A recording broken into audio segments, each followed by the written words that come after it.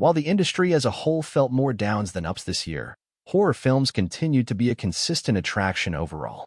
While the studio hits were not quite as splashy as they were 2022, the year saw the birth of new franchises, M3GN, The Pope's Exorcist, Talk to Me, Thanksgiving, the revitalization of the reliable favorites, Evil Dead Rise, Insidious, The Red Door, The Nun 2, and reminded us just how essential writers, actors, and all the creatives both in front of the camera and behind it are to making any of this not only work, but sell.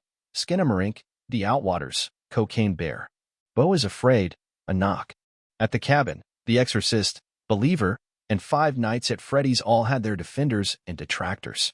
Wars were fought, but few were won with anything resembling a consensus.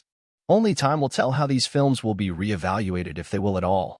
And speaking of Five Nights at Freddy's, Blumhouse adaptation of the popular video game series became the highest-grossing horror movie of the year, speaking to the year's other big trend.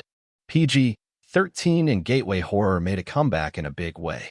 From M3GN, The Boogeyman, Insidious, The Red Door, and It Lives Inside, newcomers and young genre fans had plenty of options to choose from, without having to rely on their parents buying tickets or sneaking in.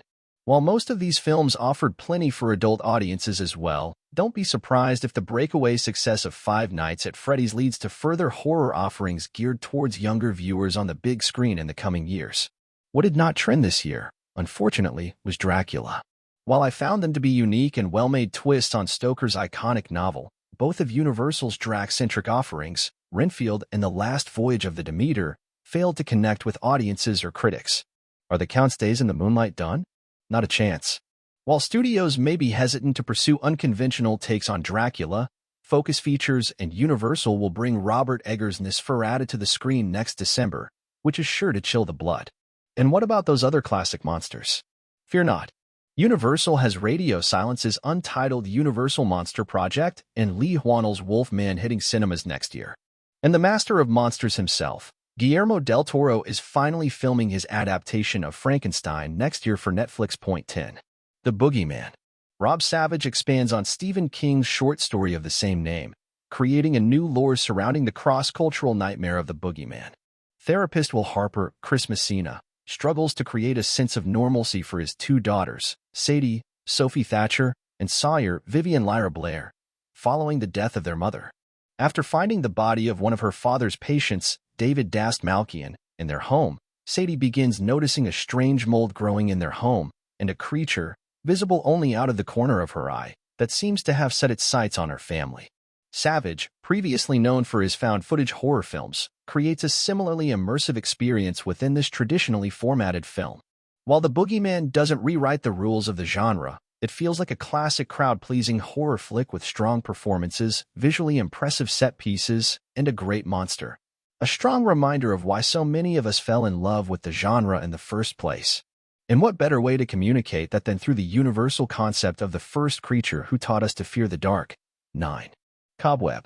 Samuel Bowden taps into childhood fears in this Halloween-set spookfest involving a young boy, Peter, Woody Norman, and his suspicions that his parents, Carol, Lizzie Kaplan, and Mark, Anthony Starr, are hiding something from him. Something potentially dangerous that can be traced to the scratching he hears in his bedroom walls at night. With only his teacher, Miss Devine Cleopatra Coleman, to rely on, Peter begins to excavate the secrets of his parents and his very neighborhood to discover the horrifying truth. Operating almost like a reverse tale of Hansel and Gretel, Cobweb posits the question, what if you were already living in the witch's gingerbread house and just didn't know it? And further tying the tradition of fairy tales to horror, Bowden delivers a bone-chilling experience with standout performances and a hell of a third act. It's a film that deserved a better release strategy than Lionsgate gave it, and feels like it has the potential to become a Halloween cult favorite. 8. Thanksgiving. 16 years after Roth debuted the trailer for the fictitious film as part of Grindhouse and promised to make it into a feature, Thanksgiving is finally here.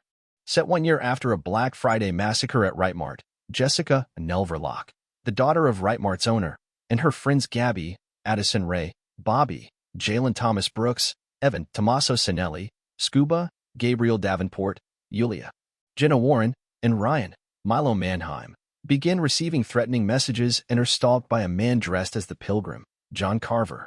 With the help of Sheriff Newton Patrick Dempsey, the group tries to outsmart their pursuer, but in classic slasher fashion, they can't stop the bodies from being carved up. Much to the film's benefit, Thanksgiving isn't operating on the level of a sleazy 70s grindhouse movie. Rather than falling into the trap of the provocative and taboo for the sake of shock value, Roth emerges as a more mature filmmaker without entirely sacrificing his sense of humor and penchant for brain-altering gore. Thanksgiving is an earnest slasher film that introduces a welcome cast of newcomers and feels like a spiritual successor to the post-Scream run of 90s slashers.